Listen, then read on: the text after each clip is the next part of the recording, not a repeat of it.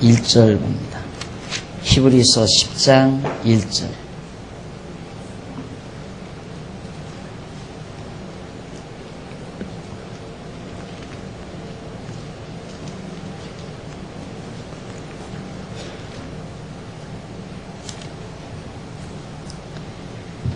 율법은 장차 오는 좋은 일의 그림자요 참 형상이 아니므로 해마다 늘 드리는 같은 제사로는 나오는 자들을 언제든지 온전케 할 수 없느니라. 한 절 말씀 봉독했습니다. 오늘은 교재 123페이지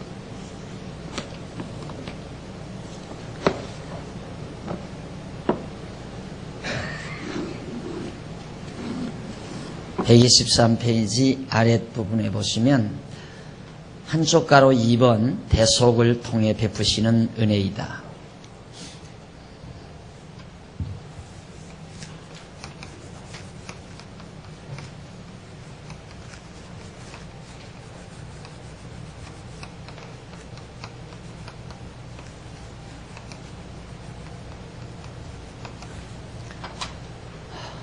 우리가 은혜를 또 하나 정리를 하는데 하나님께서 우리에게 대속을, 죄를 대속해 주시는 사역을 통해서 우리에게 은혜를 베푸신다.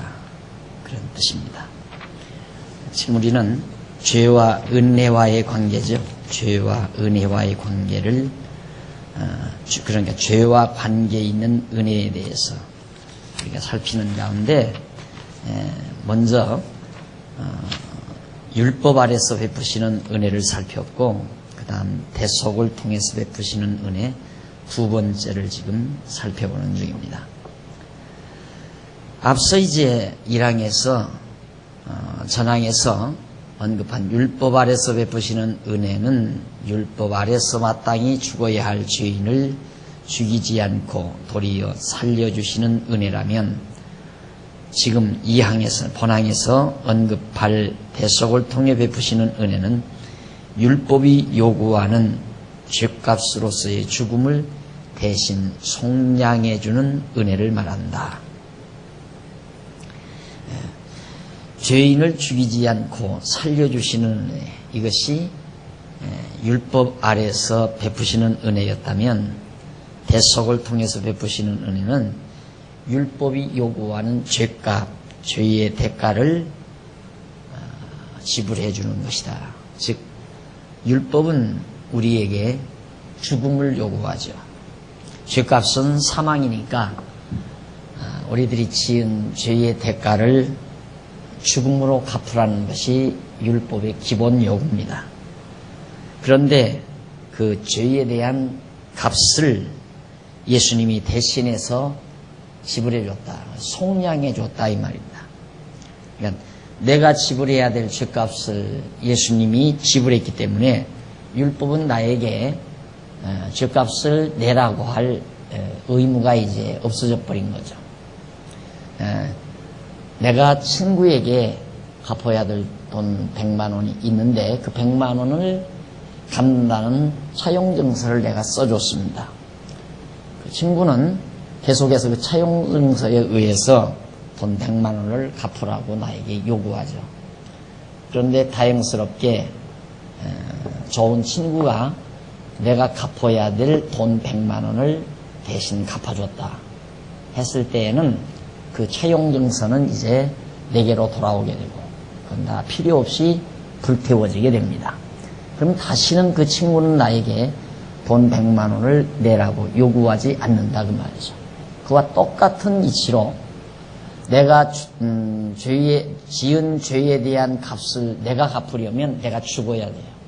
그냥 누구나 다 죽어야 돼요. 왜? 다 죄인이니까.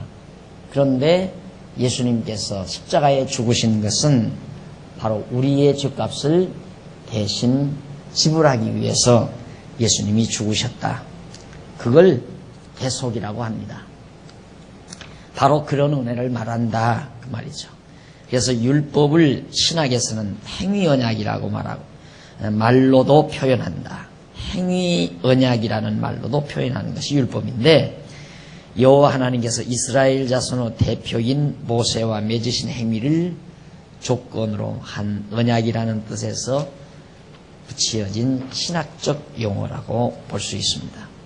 그러니까 이스라엘 전체 백성을 대표해서 모세가 받았거든요. 그 율법을 받아가지고, 그 율법은 항상 행위를 요구하죠.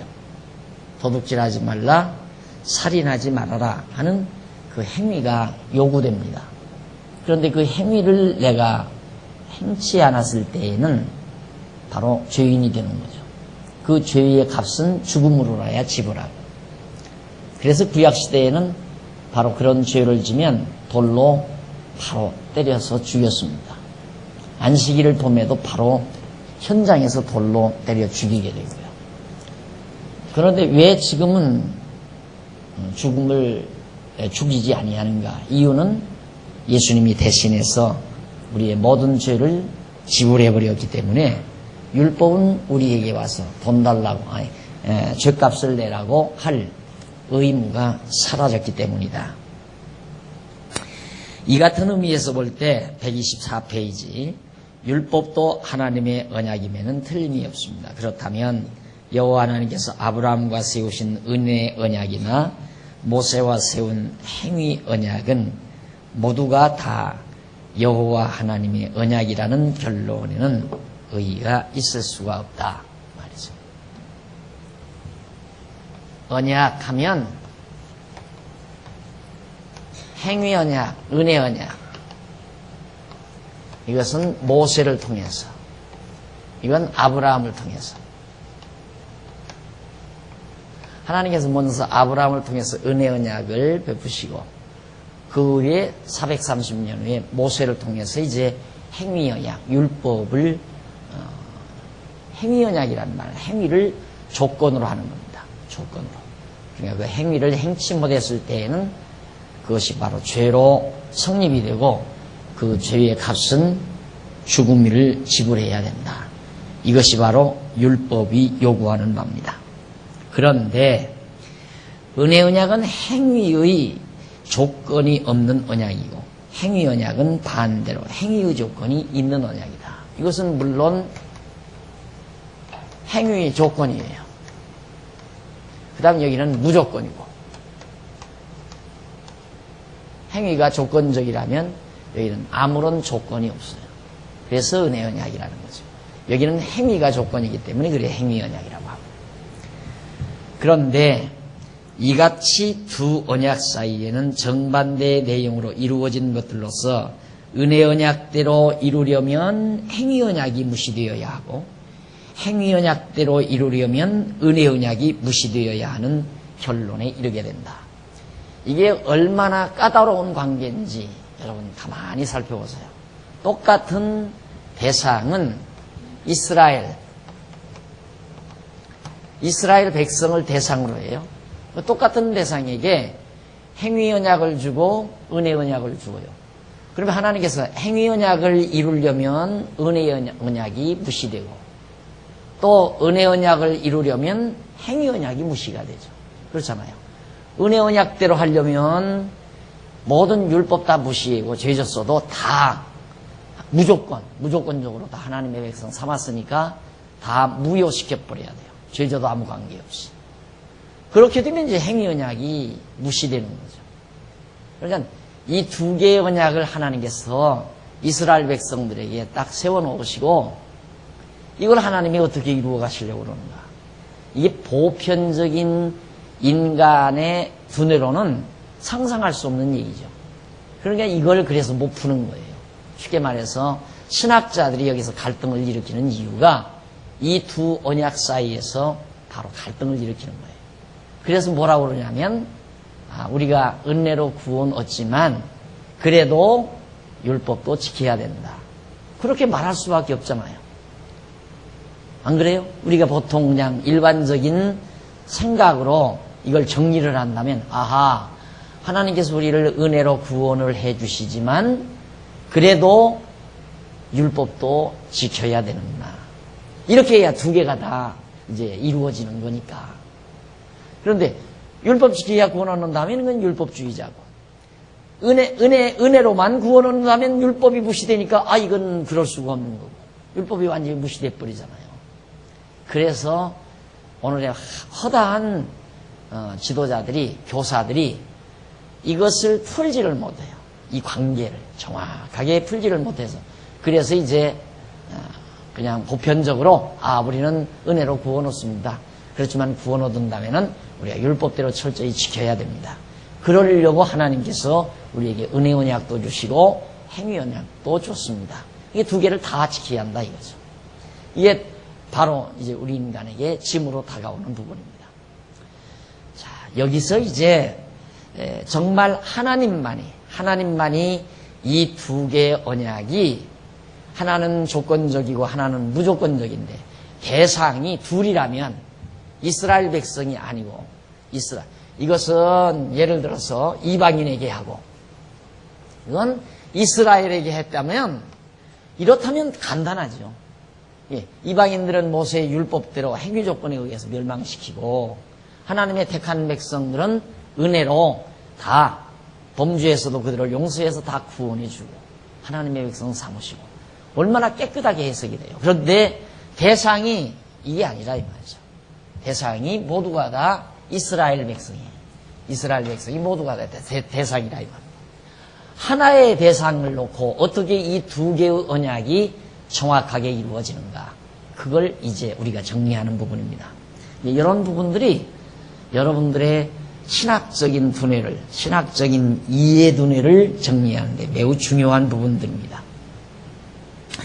그런데 여호와 하나님, 그 줄바꾼데 보시면 124페이지 중간 조금만 밑쳐서 줄바꾼데, 그런데 여호와 하나님의 은혜 언약은 430년 후에 주어진 행위 언약으로서의 율법이 없이 하지 못한다고 했다. 그러면 여호와 하나님의 행위 언약은 430년 전에 주어진 은혜 언약을 없이 할 수가 있을까? 없이 할 수가 있을까? 아니면 없이 할 수가 없을까? 만일의 경우에 있다면 하나님께서는 없이 할 행위 언약을 왜 주셨으며, 반대로 없다면 행위 언약과 은혜 언약이 어떻게 조화를 이룰 수 있는 것일까? 참 복잡하죠? 이거 아브라함이에요? 아브라함, 여기는 모세란 말입니다. 모세. 그러면 이때 율법을 주었는데, 은혜 언약은 아브라함에게 생육하고 번성하라, 땅을 정복하라, 다스리라, 아무 조건 없이, 아무런 조건 없이 이때 은혜 언약을 주었다 이 말이에요. 그런데 이 기간이 430년여간이다. 그래서 사도 바울도 얘기가 뭔 얘기냐면, 430년 후에 준 이 율법이 430년 전에 주신 은혜 언약을 폐기할 수는 없다. 이것이 이제 선행된다 이거죠. 은혜 언약이 선행된다. 그렇다면 율법이 은혜 언약을 폐기하지 못한다면, 우리의 보편적인 사고로는 그러면 은혜 언약이 율법을 폐기하느냐, 이 질문을 던져야 되잖아요. 그렇죠? 율법이 은혜 언약을, 행위 언약이 은혜 언약을 폐기하지 못한다면, 그러면 은혜 언약은 행위 언약을 폐기할 수 있는가? 뭐 하나를 폐기해야 좌우지간 정리가 되니까요. 그러면 폐기할 수가 없다고 만약에 하자. 그럼 폐기할 수 없다면, 그러면 어떻게 은혜 언약과 조화가 되며, 만약에 폐기한다고 한다면, 그럼 하나님은 폐기할 이 은혜 언약을 무엇 때문에 주셨을까? 이런 의문을 우리는 안 가질 수가 없죠. 이걸 풀지를 못하는 거예요. 이게 여러분들 왜 어렸을 때 놀다가 보면 성냥개비를 이렇게 해놓고 몇 번 건너서 둘씩 이렇게 짝 지어놔라 이런 놀이 하잖아요. 그 고도의 머리, IQ가 있어야 이거 풀어가잖아요. 몇 번만 옮겨서 둘씩 짝을 지어놔라 이런 놀이들. 이런 것이 바로 그런 고도의 머리, 성경 전체에 흐르는 하나의 이론적인 논리적인 근거가 없이는 도저히 풀 수 없는 이런 문제들이에요. 그러니까 학자들이 머리 아프니까 그냥 율법을 위주로 해서 얘기하다가 어떤 사람은 은혜로 위주해서 정말 위주로 해서 얘기하다가 이러면 이제 막 이론이 그래서 다르는 거예요. 어떤 사람은 율법을 강조하는 사람은 율법주의자처럼 보이게 되고 어떤 사람은 은혜를 강조하는 사람은 은혜주의자가 되지는 거예요. 그래서 우리나라도 이제 둘로 딱 장로교 안에도 목사들이 대부분 너무 율법 왜? 율법을 안 따질 수가 없죠. 여기 중요한 안식일이 있지. 안식일 문제가 있지. 11조 문제가 있지. 이게 가장 이게 두 개가 큰 2대 아주 중요한 교회가 교회되는 중요한 율법 문제가 이 두 개가 율법에 걸렸단 말입니다. 안식일 지키라고 해야 교인들이 교회 나올 거고 11조 내라고 해야 돈을 내니까 교회 나와서 돈 내면 교회는 되잖아요. 집도 질 수 있고 돈 경제가 여유 있어서 목회자들도 생활에 염려가 오고 그걸 목회라고 생각한다 이 말이에요. 또 돈 여유 있으면 가난한 자도 구제할 수 있고 다른 지역에 교회도 또 지을 수 있고 또 후배들 양성해서 그 교회로 파송도 할 수 있고 뭐 하나님의 일을 얼마든지 할 수 있다는 얘기거든요. 그러니까 간단해요. 교회는 안식일과 11조 이 두 가지만 정말 철저하게 가르치면 교회는 되도록 돼요. 왜? 율법을 바탕으로 해서. 그러니까 이게 아니다 하고 해서 이제 조금 의식 있는 젊은 목사들은 나와서 이건 율법주의다. 이건 아닐 거다. 그래서 우리가 구원은 은혜로 얻습니다. 완전히 예수 그리스도의 피공로 은혜로만 얻습니다. 그러나 은혜를 얻은 다음에 은혜로 구원 얻은 다음에는 율법을 지켜야 돼요. 그러나 바꿔치나 엎어치나 마찬가지예요. 어차피 안식일 지켜야 되고 11조를 지켜야 되는 거니까. 이게 말만 바꿔놨지 행태는 똑같은데 듣는 사람으로는 저 목사님은 은혜 참 복음적이다 이거예요. 은혜로 구원 얻는다니까. 그게 바로 이제 여기 잠실 쪽에 자리 잡고 있는 박아무개라고 하는 목사. 우리 교회 왔다가 젊은이들이 한테 우르르 몰려갔던 교회예요. 구원 그 이유라고 하는 책을 쓴 목사인데 그런 식이라 이 말이죠. 그렇게 정리될 문제가 아니거든요. 이게. 그래서 이런 것을 우리가 깔끔하게 정리가 안 되면 이 두 가지 이런 큰 문제들이 하나님께서 430년 후에 주신 율법이 갖다가 430년 전에 주신 은혜 언약을 폐기한다. 율법 줘놓고는 내가 그때는 내가 착각하고 너희들하고 은혜로 언약했다. 이거 다 필요 없다. 너희들 율법 지켜야 내가 너희들에게 모든 복도 주고 한다. 이렇게 하나님이 하실 수가 없다 이 말이죠. 예하다 아니라 하는 분이 아니니까 하나님은. 그렇다면 은혜와 율법이 어떻게 조화되느냐 이 말이죠. 은혜와 율법이. 그래서 이제 그런 문제를 지금 정리해 내려가기 위해서 문제 제기를 한 겁니다. 그 다음 그 줄 바꾼 데 보세요. 밑에서 이 9째 줄. 율법 곧 행위 언약이죠. 율법과 은혜의 조화 문제는 이 두 사이에 끼어 있는 죄인으로서의 인간에게 참으로 진지하고 흥미로운 문제가 아닐 수 없다. 은혜와 아브라함. 여기에 이제 죄인, 우리 인간이 여기에 자리 잡고 있어요. 요 은혜와 율법 사이에. 율법을 향하면 죽고 은혜를 향하면 사는데 그러면 은혜를 향하려면 율법 무시해 버려야 되고 율법을 향하려면 은혜를 무시해야 되고 뭐 하나를 무시해야 되는데 언약은 이스라엘 백성인 죄인에게 둘 다 주었다 그 말이에요. 그러면 둘 다 주면 은혜 언약 아까도 말해 은혜 언약 강조하면 율법은 있으나 마나 율법을 강조하면 은혜 언약은 하나 마나 이걸 어떻게 조화를 이루냐. 그래서 참 진지하고 흥미로운 문제다. 왜냐하면 행위 언약과 은혜 언약의 중간에 끼어있는 죄인으로서는 행위 언약을 바라보면 죽음밖에는 전혀 소망이 없게 되어지나 은혜 언약을 바라보면 영생의 소망을 가지게 되기 때문이다. 그래서 죽었다 살았다 죽었다 살았다. 그래서 목회자들이 교인들을 마음대로 웃겼다 울렸다 웃겼다 울렸다 이렇게 하는 거예요. 그래서 부흥회 때는 처음에는 막 율법적 설교를 하죠. 막 율법 막 들이대가지고 공갈을 하고 협박을 하고 죄인이라고 막 강압을 하고 이렇게 되면 다 다 이렇게 움츠러들지 않아요. 그래서 이제 어느 정도까지 이제 좀 소득이 다 됐으면, 즉 연못 거둘 만큼 거둔 다음에는 부흥의 마지막 판에 가서는 이제 은혜를 다 강조를 해요. 그냥 확 풀어줘요. 그럼 기분 좋다고 그러죠. 그 다음 또 부흥회 할 때 또 이거 가지고 또 두들겨 패요. 그래가지고 오고를 들여놨다가 마지막에 가서 은혜로 활짝 웃게 해서. 그래야 부흥회 한다면 또 오니까. 이게 부흥이라는 겁니다.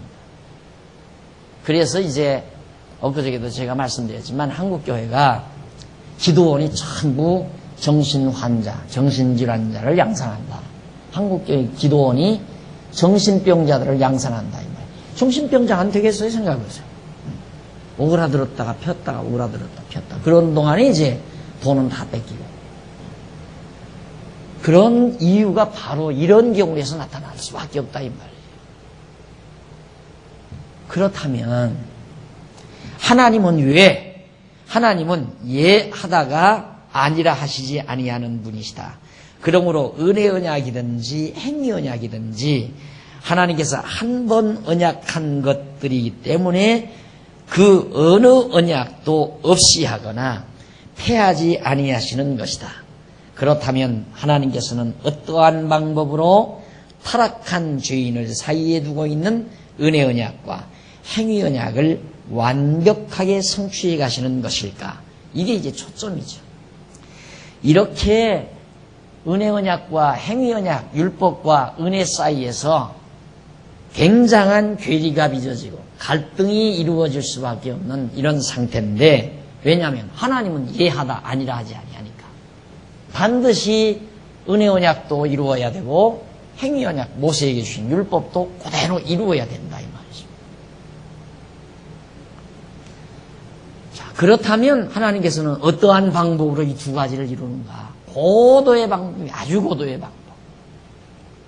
이런 건 성냥개비 이런 건 조금만 연구하면 되잖아요. 얼른은 안 되지만 잘 연구하면 저것도 다 풀어가듯이 이것도 마찬가지예요. 다 풀리게끔 돼 있어요. 그러나 얼른 생각하면 도저히 불가능하죠. 불가능하게 돼 있잖아요. 도저히.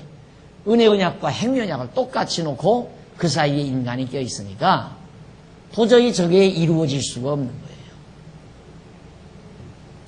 거예요. 하나님께서 어떤 방법으로 성취해 가시는 것일까? 이 문제에 대한 방법으로서의 해답은 본항에서 밝혀지겠으나 이유로서의 해답은 다음 절에서 얻게 되고 최종 목적으로서의 해답은 다음 장에서 얻게 될 것이다.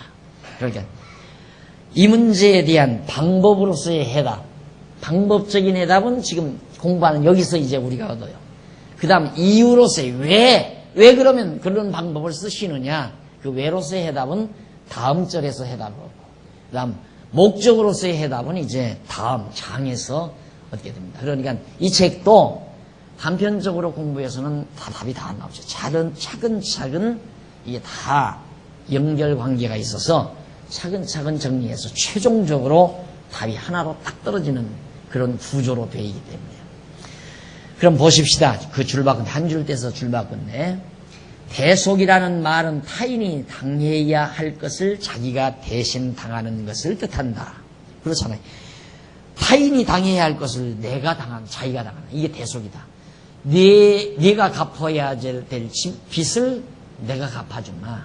그게 대신 갚아주는 대속과 같은 거란 말이죠. 그러니까 대속이라는 말은 행위 언약과 밀접한 관계를 가지고 이해되는 용어입니다. 대속, 이것은 행위 언약과 밀접한 관계를 지니고 있다. 그러니까 대속이라는 말은 행위 언약과 밀접한 관계를 가지고 이해되는 용어인데, 즉 율법이 요구하는 것을 내 대신 타인이 응해준다는 뜻이 된다. 그러니까 대속이라는 말 자체가 곧 은혜라는 의미를 포함하는 말이다. 그렇죠? 행위 언약대로, 행위 언약과 대속하면 행위 언약이 요구하는 바를 갚는다는 말인데, 대신 갚아준다는 말이니까 이 대속이라는 말 자체가 은혜성이 굉장히 강조되는 말이죠. 대신 갚아주니까. 친구가 갚아야 될 빚을 내가 대신 갚아주는데 그 친구에게 내가 얼마나 은혜롭겠어요. 은혜성이 강조된다. 다시 말하면 대속은 하나님의 은혜의 형식이라고 할 수 있다. 즉 하나님의 은혜의 본질이 아니라 그 본질로서의 은혜를 기시하시는 형식이다. 이게 대속이란 뭐냐? 이건 은혜가 아니에요. 은혜가 아니고 은혜의 형식.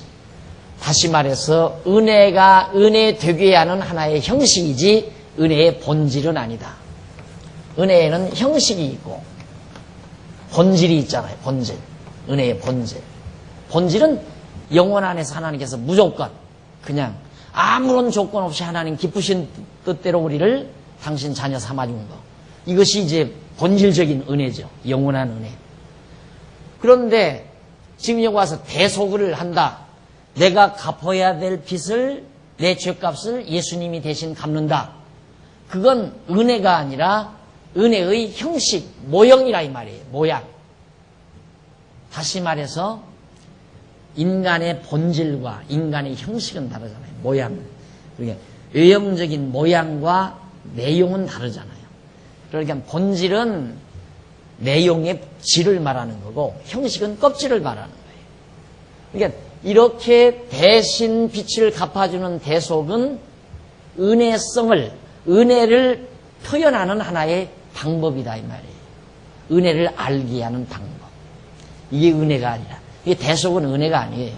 은혜가 아니고 은혜를 알게 하는. 다시 말해서 내가 친구를 퍽 아껴요. 내가 친구를 퍽 아끼는데 친구가 남의 돈을 갚지 못하니까 쇠고랑을 차고 감옥에 가게 생겼다 이 말이죠. 그러니까 친구를 굉장히 아끼는 건 친구에 대한 사랑이에요. 그렇죠? 그게 사랑. 그게 사랑의 본질이에요. 그런데 쇠고랑 차고 감옥에 가게 생겼으니까 친구를 사랑하는 내가 돈을 내가지고 내 돈으로 그 친구가 갚아야 될 빚을 갚고 그 친구를 감옥에서 꺼내봤어요. 그것은 은혜가 아니에요. 다시 말해서 사랑이, 그 행위는 사랑이 아니라 이 말입니다. 돈을 주고 꺼내온 행위는 사랑이 아니라 내가 친구를 사랑하는 그 사랑을 표현하는 하나의 형식이라, 방식이라 이 말이에요. 사랑을 표현하는 방식. 그러면 돈 주고 꺼내오면 사랑하고 그거 안 꺼내오면 사랑하지 않는 건 아니에요. 안 꺼내오고 있었을 때도 친구를 사랑하고 있었어요. 이게 사랑했기 때문에 감옥에 가는 친구를 대신 빚을 갚아주고 감옥에서 데려온 거죠. 그러니까 빚 갚아주고 데려오는 행위는 사랑 자체가 아니고 사랑의 형식이라 이 말이죠. 대신 갚도록 마음을 갖게 하는 그 본질적인 생각, 그것이 사랑이죠. 내면의 사랑, 친구를 사랑하는 그 사랑, 그건 본질이에요. 그런데 돈을 갖다 갚고 감옥에서 친구를 꺼내오는 행위는 바로 그 사랑에 대한 형식이라 이 말. 마찬가지로 하나님께서도 대속은 내 죄값을 대신 지불하고 나를 용서해 주는 행위는 은혜 자체가 아니에요. 은혜의 형식이지. 그 말입니다. 앞서서도 아마 그런 의미의 내용을 말씀을 드렸을 거예요. 자, 그렇다면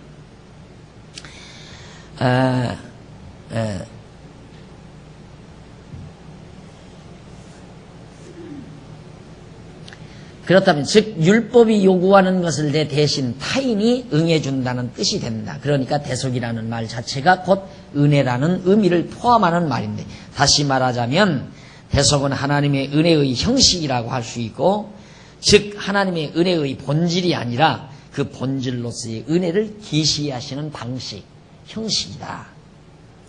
그럼 구약성경 출발부터 구약성경 레위기에 보면 제사규례 가운데 죄를 속하는 제사규례가 많이 소개되어 있습니다.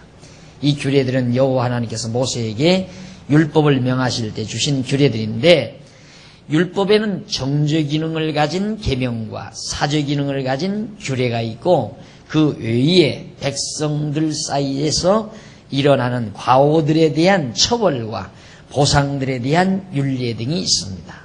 그 중에 규례는 주로 계명에 의하여 정죄된 죄를 대신 속가는 제사법에 대한 내용들로 이루어져 있습니다. 무슨 얘기냐면 율법하면 정죄 기능, 사죄 기능, 이게 율법이에요. 그러니까 대개 이건 이제 정죄 기능은 계명, 율법 중에 계명, 사죄 기능은 규례, 주로 제사 규례죠. 그러니까 계명에 의해서 백성들이 죄인이 되면 제사 규례를 통하여 그 죄를 용서받게 해요. 양 잡아서 피 흘려 용서받게. 율법이 그게 다 그거예요. 그러니까 율법은 정죄하고 살려낸다 이 말이죠. 예수님이 뭐라고? 예수님이 죽었다가 다시 살잖아요. 예수님이 죽으셨다가 우리의 죄를 대신해서 죽으시고 우리를 살리시기 위해서 부활하시고 똑같은 얘기예요. 예수님. 율법을 그래서 예수님이 온전히 이루었다 이거거든요. 율법은 정죄해서 죽인 다음 사죄해서 살려낸다. 정죄해서 죽을 죄인 만들어가지고 죄를 용서해줘가지고 살려내는 기능. 이게 율법이 하는 기능이에요. 그런데 예수님이 오셔서 우리 모든 죄인을 다 대신 죄값을 지불해서 살려냈기 때문에 이 모든 율법을 완전히 다 이루셨다. 그 말이에요. 예수님께서. 자, 그러면 저 두 가지 기능이 저렇게 있는데 레위기 4장에 보면 밑에서 두 번째 줄 4장에 보면 여호와께서 모세에게 명하신 속죄제에 대한 내용이 나옵니다. 이 제사는 여호와의 금명 중 하나라도 잘못 범하였을 경우에 죄를 속하기 위해서 드리는 제사인데 제사장과 회중과 족장 등이 금령을 범했을 경우에 드리는 방법이 각각 조금씩 다르게 나타납니다. 그러나 범죄자가 자기가 범한 죄를 속하기 위하여 짐승을 제단 곁으로 끌고 가서 짐승의 머리에 안수하고 제사장은 그 짐승을 여호와 앞에서 잡아서 피를 흘려 제단에 뿌리고 내장은 불에 태우는 것으로 내장은 불에 태우는 것은 거의 모두가 비슷합니다. 이스라엘 백성들은 이 같은 방법으로 속죄제를 여호와께 드려서 대속함을 받았던 것이다. 그러니까 사죄, 정죄, 살인하지 말라 했는데 살인을 했어요. 그럼 정죄되죠? 계명에 의해서 살인하지 말라는 계명에 의해서 죄인이 돼요. 정죄. 죄가 정해진다. 그러면 이 사람은 죄값을 지불해야 돼요. 그 죄값은 죽음으로 지불해야죠. 그런데 그 죽음을 어떻게 하는가? 이 양을 데려다가 양에게다가 이 죄에 대한 대가를 다 여기다 뒤집어 씌워요. 양에게다가. 어떻게? 안수를 해서. 그럼 내가 이제 살인을 했잖아요. 그럼 나는 이제 죽어야 되잖아요. 근데 내가 이제 양을 한 마리 가지고 성전으로 가요. 성전으로 가서 제단 곁에 가서 그 양에게다가 내가 손을 얹고 내 모든 죄의 대가를 양에게다가 전가를 시켜요. 그리고는 양을 이제 제단에서 잡는단 말입니다. 그러면 사죄가 되는 거예요. 양 죽이고 나는 살아요. 그거 이제 구약시대의 하나의 모형적인 사건이었다. 그게 이제 모형적으로 우리에게 보여준 거예요. 한 방법이고. 그런데 속건제의 경우는 거기 줄바꿈인데 경우는 백성의 허물이 있을 때 범과를 자복하고 잘못한 것을 스스로 자복하고 짐승으로 대속하기도 하고 성물에 대하여 잘못 범과했을 때에도 제사장을 통하여 흠없는 수양으로 대속하기도 했습니다. 그 외에도 여러 가지 제사들이 있는데 이들 대부분의 제사들은 백성들의 죄를 속하는 것들로서 여호와께서 범죄한 백성들에게 은혜를 베푸시는 구약시대의 한 방법이었다. 여기 은혜죠. 은혜를 베푸시는 방법. 이 사죄가 아까 그랬어요. 사죄란 대속이란 말과 같은 뜻이거든요. 이 사죄. 그러니까 대속이란 말은 은혜라고 하는 속성을 아주 다분히 가지고 있는 내용이다. 사죄도 마찬가지죠. 내 죄를 다 용서해 주니까 은혜 아니에요? 은혜. 자, 그런데 신약 성경 히브리서 기자는 말하기를 율법은 장차오는 아까 읽어드린 말씀이에요. 율법은 장차오는 좋은 일의 그림자요 참 형상이 아니므로 해마다 늘 드리는 바 같은 제사로는 나오는 자들을 언제든지 온전케 할 수 없다. 그러니까 구약시대는 이렇게 양을 잡아서 이렇게 했어요.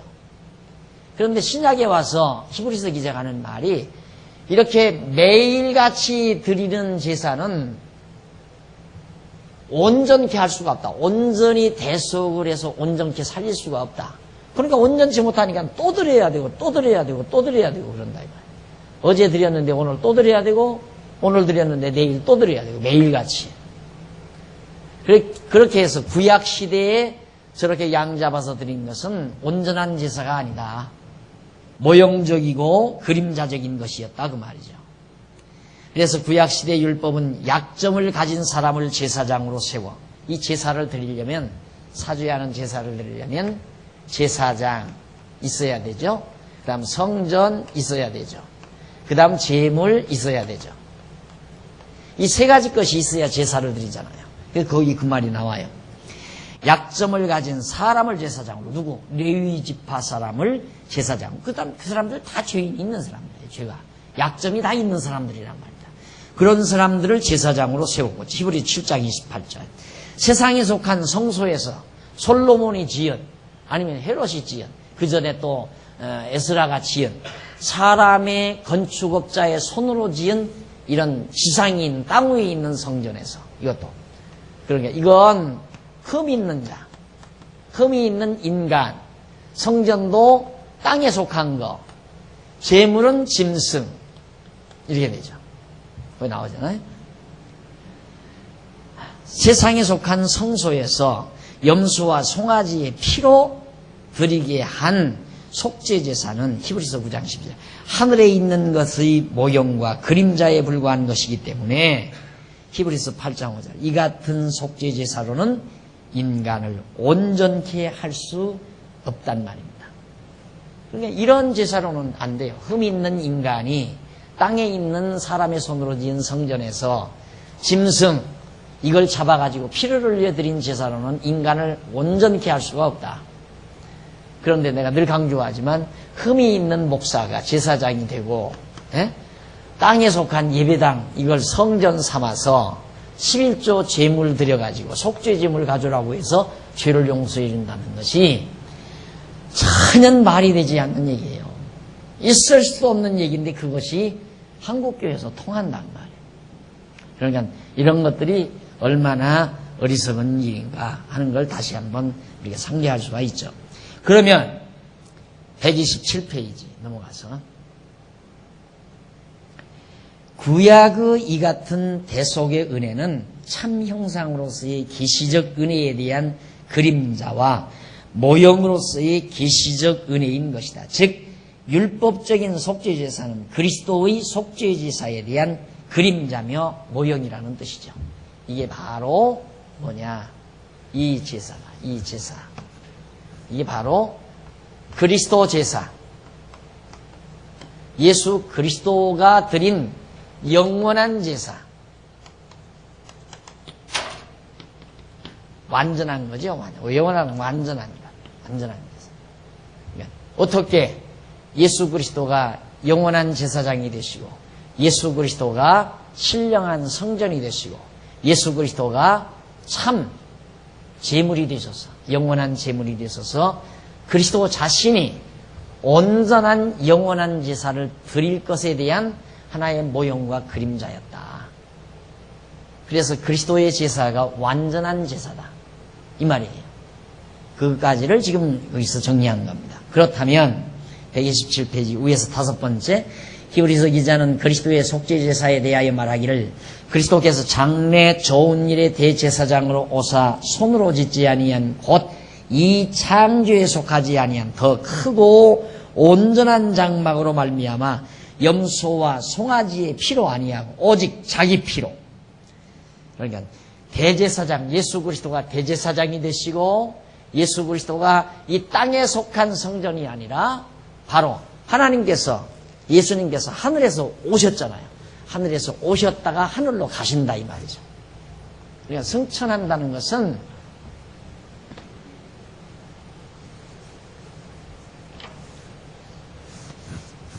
성전이 이렇게 돼 있잖아. 이렇게. 여기가 이제 법궤가 있고, 이게 휘장이란 말입니다. 여기 향단이 있고, 여기 이제 등대가 있고, 여기 떡상이 있고, 이렇게 돼요. 떡상이 있고, 등대가 있고. 이렇게 돼 있는데, 예수님께서 십자가를 지실 때 이게 휘장이 갈라지면서 여기가 쫙 열렸다고 그랬죠. 그래서 지성소까지 나가는 길을 열었다. 이건 장차 예수님께서 하늘로 승천하실 걸 말하는 거죠. 이 언약궤가 있는 곳은 하늘을 상징하는 곳이란 말입니다. 하나님이 계신 곳, 여호와의 이름을 두신 곳. 그러니까 예수님이 하늘로 승천했다는 것은 땅에 있는 성전이 아니라 하늘에 있는 참 성전으로 들어가셨다. 어떻게 하려고? 우리에게 영원한 제사를 드리시려고. 영원한 제사. 그러니까 예수님이 지금도 영원한 성전에서 영원한 제사를 드리기 때문에 우리가 의인이 그래서 되는 거예요. 이스라엘 백성들이 양 잡아서 제사만 드리면 의인 되죠. 안 죽어요. 용서함 받고 안 죽는다며. 그런데 이것은 장차 예수님이 오셔서 저렇게 온전한 것으로 이루실 것을 언약하시는 계시의 말씀이었다. 그런 뜻입니다. 그래서 염소와 황소의 피와 및 암송아지의 죄로 부정한 자에게 뿌려 그 육체를 정결케 하여 거룩하게 하거든. 하물며 영원하신 성령으로 말미암아 흠없는 자기를 하나님께 드리신 그리스도의 피가 어찌 너희 양심으로 죽을 행실에서 깨끗하게 하고 살아계신 하나님을 섬기게 하지 못하겠느냐 그 말이에요. 구약시대에 이렇게 양의 피와 양이 탄 죄로도 인간을 정결케, 구약시대 성도들을 정결케 했는데 하물며 하나님의 아들 예수 그리스도의 피가 어찌 너희를 정결케 하지 못하고 하나님을 섬기게 하지 못하겠느냐. 넉넉히 하고도 남는다 이 말이죠. 히브리서 기자가 하는 말이. 그래서 우리가 예수를 의지하고 믿는 거 아닙니까? 그래서 이를 인하여 그는 새 언약의 중보니 이는 첫 언약 때의 범한 죄를 속하려고 죽으사 부르심을 입은 자로 하여금 영원한 기업의 약속을 얻게 하려 함이라. 첫 언약이란 말은 이때 언약. 이때 아브라함이나 이때 이게 구약시대 예수님 오시기 이전 이때 한 언약. 이 언약을 예수님이 다 이루시려고 바로 십자가에 죽으셨다가 부활하신 것이다. 그대로 아까 말씀드렸죠. 율법은 정죄 기능과 사죄 기능이 있듯이 예수님이 율법 아래 오셔서 우리의 모든 죄를 대신 걸머지시고 십자가에 죽으심으로 우리의 죽음을 대신하시고 부활하심으로 우리를 의롭다고 해주셨다. 그래서 율법은 다 이루어진 거예요. 그래서 율법은 누구에 대해서? 내게 대하여, 예수님에 대하여 증거한 거다. 율법이란 모두가 다 예수에 대해서 증거한 거예요. 그런데 오늘날 교사들이 자꾸만 율법을 우리가 지켜야 할 것으로 자꾸 말한다 이 말이에요. 그러니까 답답한 거죠. 너무너무 답답하잖아요. 율법이라는 건 예수님 오실 예수님을 증거한 건데, 그러니까 율법이 정죄 기능과 사죄 기능을 가지고 율법을 하나님께 주신 것은 이 율법이 장차 예수님이 우리의 육신의 죄를 잊고 죽으시고 그리고 부활하셔서 우리의 모든 죄를 용서해 주실 것에 대한 하나의 모형적인 예표였단 말이죠. 이 율법은 그리스도를 증거한 거예요. 내게 대하여 증거한 것이다. 누가복음에 나오잖아요. 네? 우리와는 완전히 이제 율법은 떠난 거예요. 전혀. 멀리 떠나버린 거예요. 전혀 율법이 우리를 터치할 수가 없어요. 하나님의 은혜 아래에 있기 때문에. 그 다음 이제 이 내용은 이제 여기서부터 정리가 됩니다. 이 내용은 구약시대 백성들이 범한 죄를 대속하는 율법의 제사 규례와는 달리 그리스도께서 대제사장으로 오셔서 온전한 장막으로 말미암아 자기 피로 영원한 속죄제를 이루어 주신 것은 부르심을 입은 자로 하여금 영원한 기업의 약속을 얻게 하려 하신 것이라는 말이다. 우리 이제 영원한 기업, 천국은 그래서 내가 늘 그래. 천국 가는 건 전혀 걱정할 거 없다. 이미 천국은 우리가 육신의 장막을 쓰고 있기 때문에 아직 못 가는 것 뿐이지, 우리가 우주복 갈아입지 못하면 우주선 못 타잖아요. 그와 똑같은 거죠. 우리가 이 세상에 사는 옷을 입고 있기 때문에 그냥 이 세상에 머물러 있는 것 뿐이지, 이것만 벗어버리면 바로 천국이죠. 그러니까 천국 가는 것은 걱정하거나 염려하거나 두려워할 필요가 하나도 없는 거예요. 그런데 허다한 신자들이 천국 못 갈까 봐서 겁내하잖아요. 두려워하고 겁내하고. 예를 들면 그렇습니다.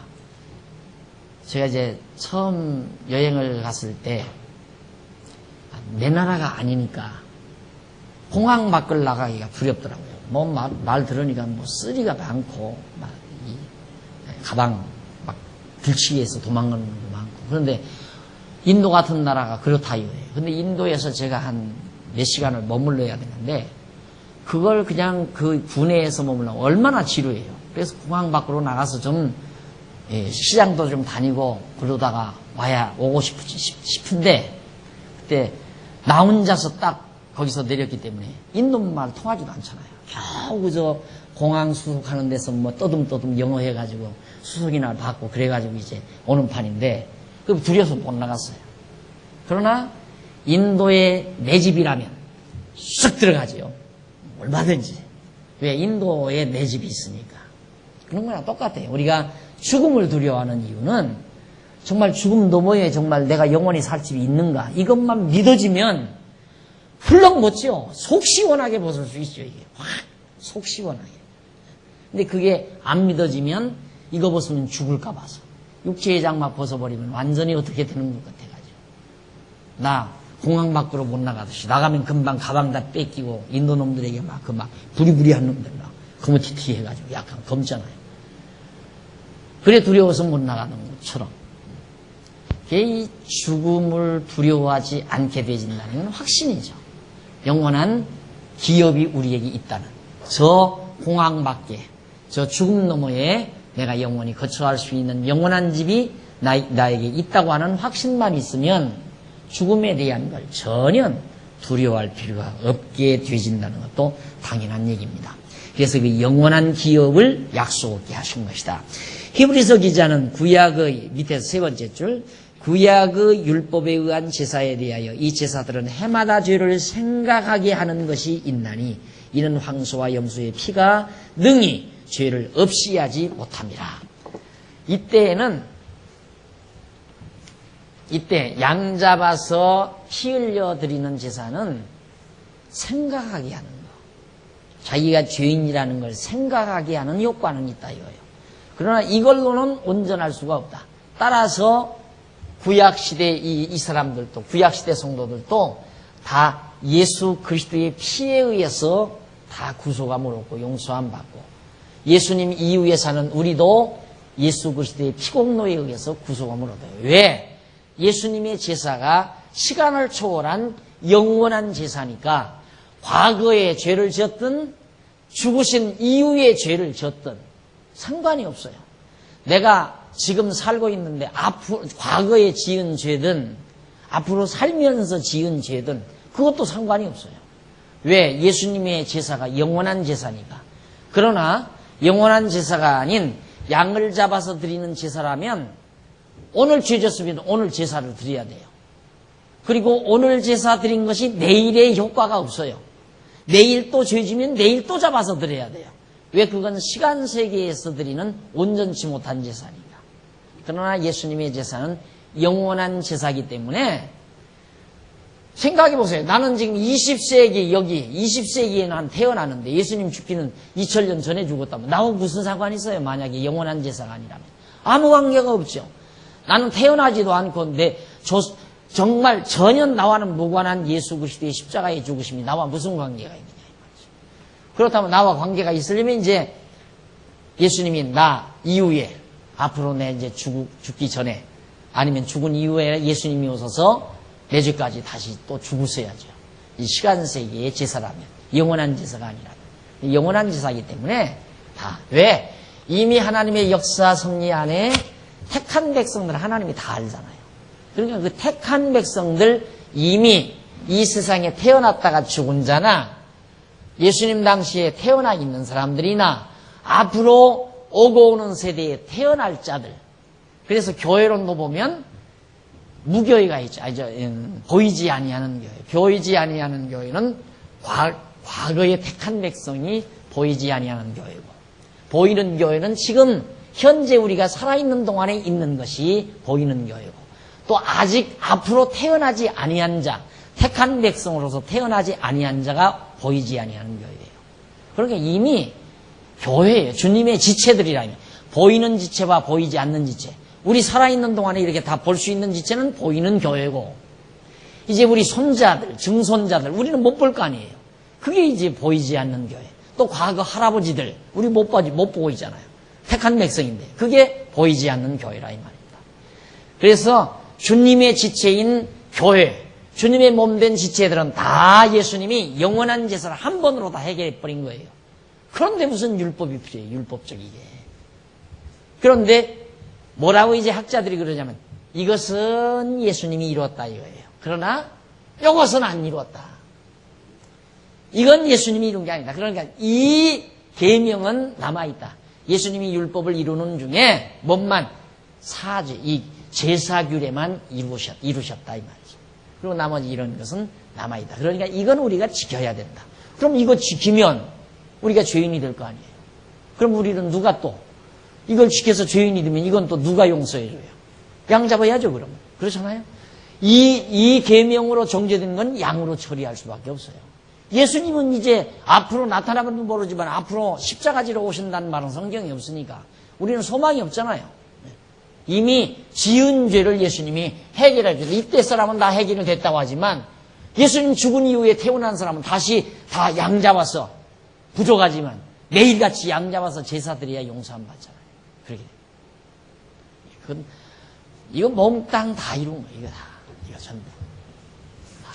예수님께서 다 이룬 것이다.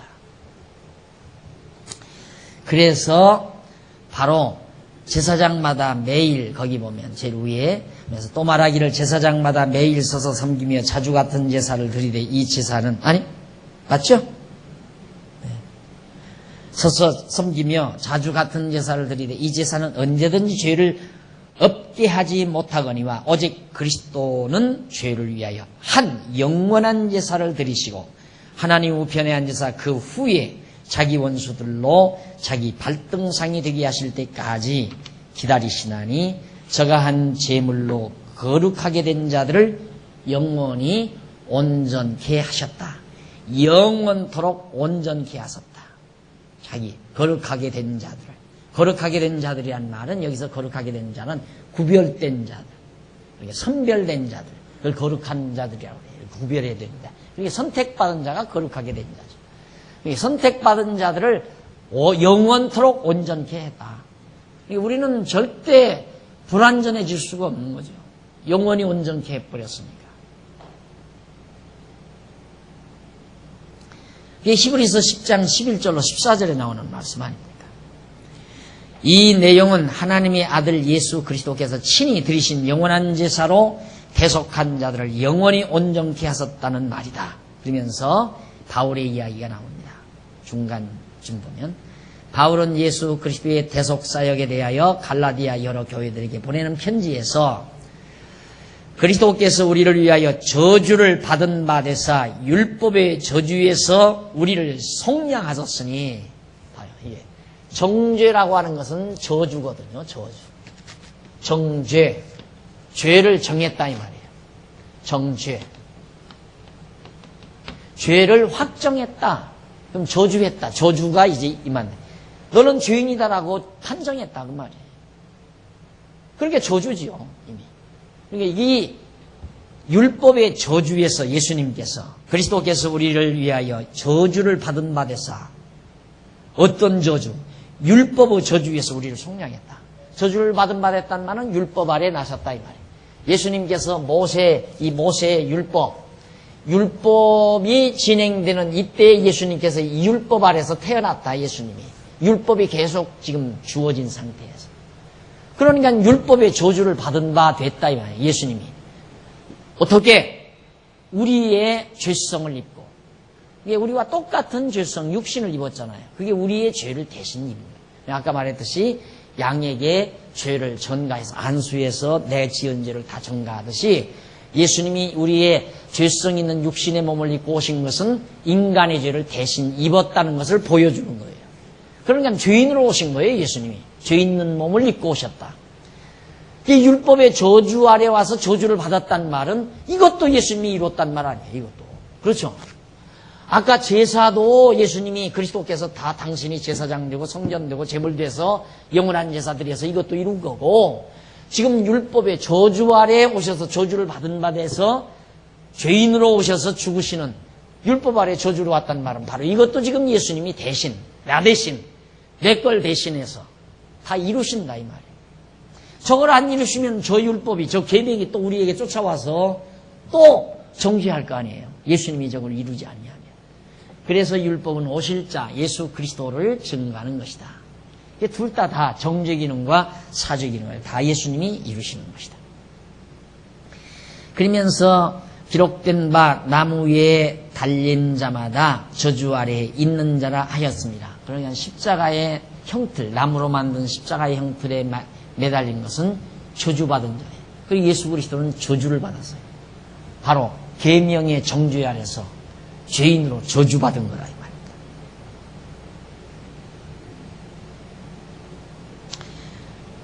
그래 속량하셨으니 나무 위에 달린 자마다 저주 아래에 있는 자라 하였습니다. 이는 그리스도 예수 안에서 아브라함의 복이 이방인에게 미치게 하고 또 우리로 하여금 믿음으로 말미암아 성령의 약속을 받게 하려 함이라. 그러면 예수님이 왜 여기서 저주를 받게 됐나 이 말이죠.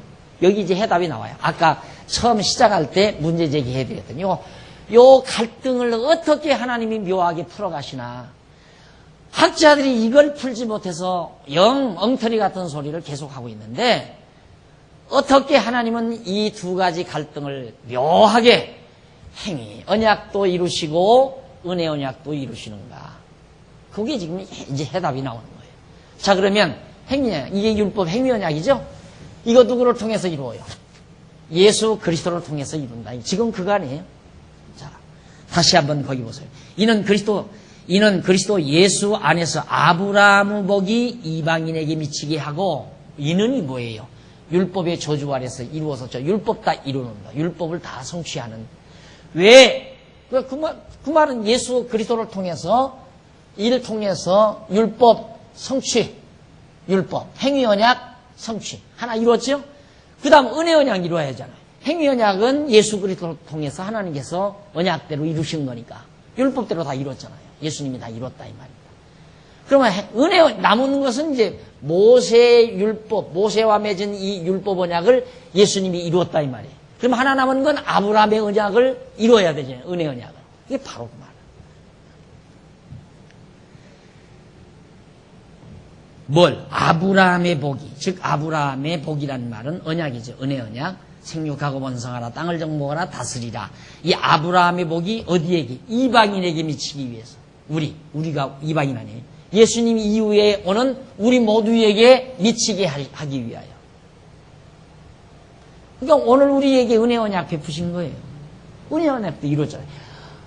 아브라함에게 베푼 은혜 언약도 하나님께서 이루어 주시고, 모세에게 베푸신 행위 언약도 하나님이 다 이루어 버리시고, 둘 다 이루었잖아요. 자, 그럼 조금 더 읽어보십시다.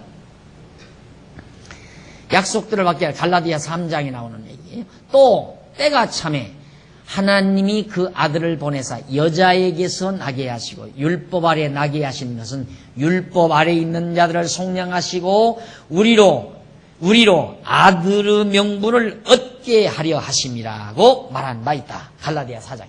율법 아래 있는 자들. 그러면 왜 예수를 여자에게서 나게 하시고 율법 아래 왜 나게 하셨는가? 율법 아래 있는 자들. 그게 누구예요? 모세의 율법 아래, 이 아래 있는 자들이죠. 그러니까 이스라엘 백성, 율법 아래 있는 이스라엘 백성, 이들을 율법 아래에서 속량해 내려고. 그러니까 자, 이들을 율법 아래 있게 해서 정죄하고 죽음에 이르는 이들을 예수님이 십자가에 못 박혀 죽으심으로 저 율법대로 다 행위 언약을 이루어 주셨고, 또 아브라함에게 은혜로 언약하신 그 은혜 언약대로 여기서 속량해서 다 하나님의 아들들, 하나님의 백성들이 되게 하셨다. 이렇게 해서 하나님께서는 도저히 인간의 두뇌로는 어떻게 해결할 수 없는 이 두 가지 언약을 이런 방법으로 하나 모순 없이 깨끗하게 이루신 것이다. 누구를 통해서? 예수 그리스도를 통하여. 그래서 예수 그리스도가 복음이라는 얘기입니다. 이렇게 하나님께서는 두 가지 언약을 다 이루셔서 우리로 하여금 어떻게? 우리로 아들의 명분을 얻게 하려 하심이라.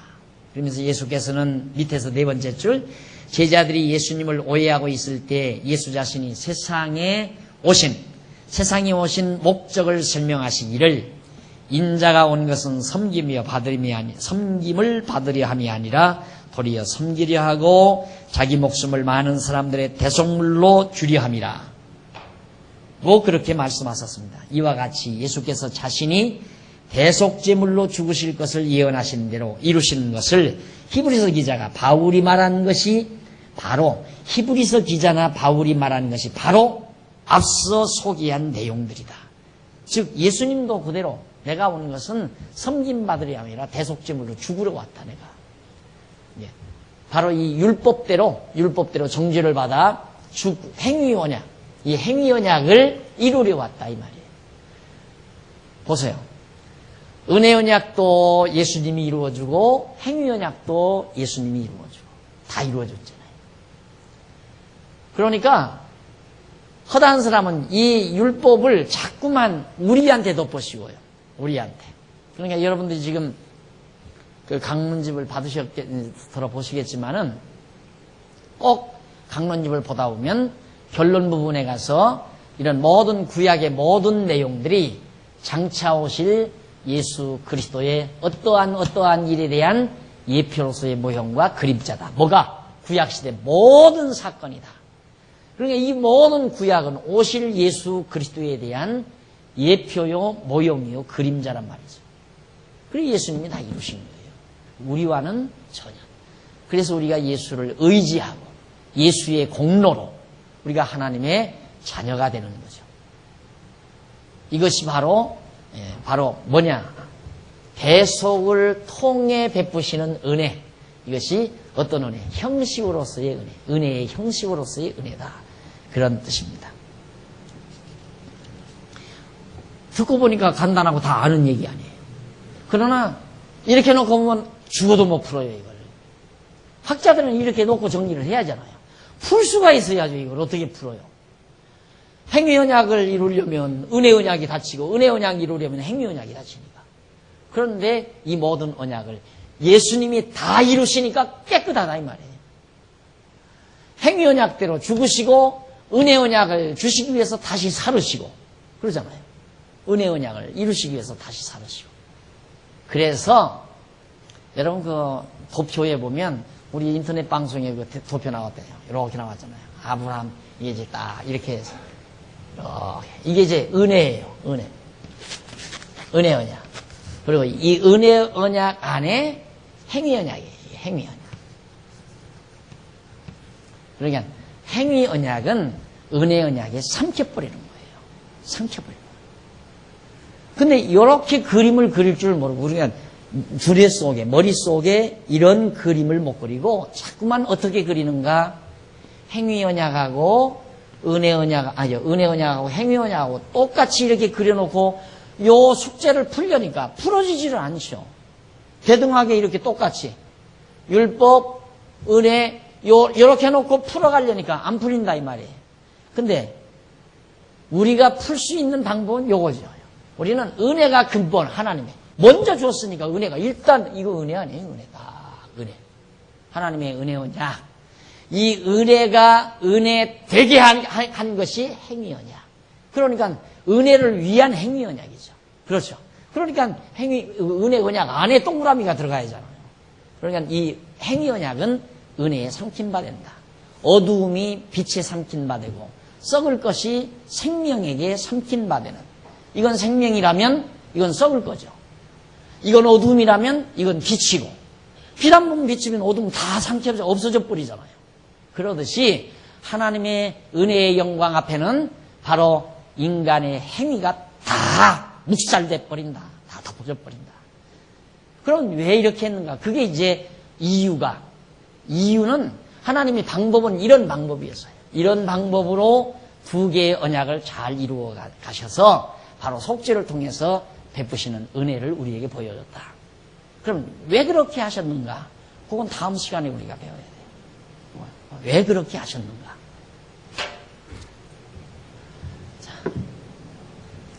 다음 시간 만나서 그 부분 이제 아직 조금 남았는데요. 그 부분 결론마저 이제 말씀을 드리면서 다음 단계 넘어가도록 그렇게 하는 것이 공부에 유리할 것 같아서 남겨놓고 넘어갑니다. 기도하십시다.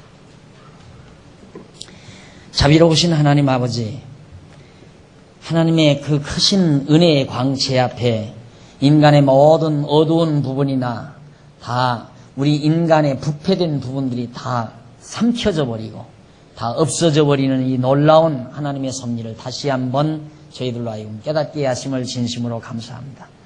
아무리 더럽고 부패되고 썩은 것이라 할지라도 살아있는 씨알갱이가 모든 것을 다 삼켜서 생명으로 승화시키는 것처럼 오늘 우리의 더럽고 추악한 모든 모습들이 영원한 생명에 삼킨 바 되어서 정말 아름다움으로 승화시키는 하나님의 놀라운 비밀의 섭리를 다시 한번 저희들이 깨닫고 감동하지 않을 수 없습니다.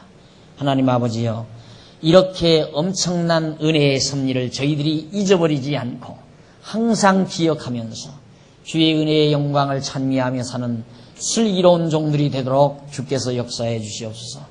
이 밤도 돌아가는 발길 지켜주시고 주 안에서 다시 만날 때까지 주의 평강이 저희들을 붙잡아 주시옵시기를 비오며 예수님의 이름으로 기도드립니다. 아멘. 하늘에 계신 우리 아버지, 이름이 거룩히 여김을 받으시오며 나라의 마옵시며 뜻이 하늘에서 이룬 것 같이 땅에서 이루어지이다. 오늘날 우리에게 일용할 양식을 주옵시고 우리가 우리에게 죄 지은 자를 사하여 준 것 같이 우리 죄를 사하여 주옵시고 우리로 시험에 들게 하지 마옵시며 다만 악에서 구하옵소서. 대개 나라와 권세와 영광이 아버지께 영원히 있사옵나이다. 아멘.